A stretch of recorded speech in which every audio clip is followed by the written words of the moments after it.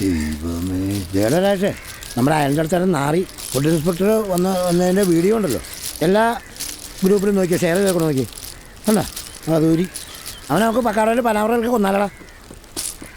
ഒന്നും ഉണ്ടായിരുന്നു ചേട്ടാ, ആരെങ്കിലും കേട്ടാ പിന്നെ അത് മതി. ഒന്നും കലക്കാണ്ട് തന്നെ ഇങ്ങനെ എപ്പോഴാ പനാമറ്. കുടുംബ ഗ്രൂപ്പ്. ഹലോ സാറേ, ശരി താങ്ക്സ്. എടാ ലാബിൽ നിന്ന് റിസൾട്ട് വന്നു, നിന്റെ ഫുഡിന് കുഴപ്പമൊന്നുമില്ലെന്ന്. പക്ഷെ ലൈസൻസിന്റെ സസ്പെൻഷൻ മാറാൻ അത് മാത്രം പോരാ. ഫുഡിന് കുഴപ്പമില്ല പിന്നെ എന്താണ്? എടാ അസുഖം ബാധിച്ച കേസല്ലേ, ആളെങ്ങനെ തട്ടിപ്പോയി അവർ തൂക്കേണ്ടി വരില്ലേ?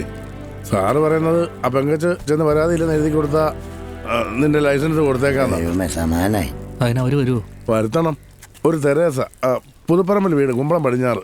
ഇപ്പോൾ ആൾ ജെസി ഹോസ്പിറ്റലുണ്ട്. നീ ഒരു കാര്യം ചെയ്ത് നിന്റെ കഷ്ടപ്പാടൊക്കെ പറഞ്ഞ് സെൻഡ് ചെയ്യടി. നടപടിയായ ഞാൻ തന്നെ മേടിച്ചു തരാം ലൈസൻസ്. എന്നാ നീ കിട്ടോ, ഇത് തീർന്നില്ല, അല്ലേ ഞാനോട് വരായിരുന്നു. ഞാൻ പോക്കോളാം. ബാ. അങ്ങനെ തീരാനാ അയാൾ കുറെ നേരമായിട്ട് പൂന്ന് ഊതിക്കൊണ്ടിരിക്കരുത്, തീ എത്തിക്കാൻ പറ. എന്റെ രാമേട്ടൊന്ന് ഊതി കത്തിക്കേ.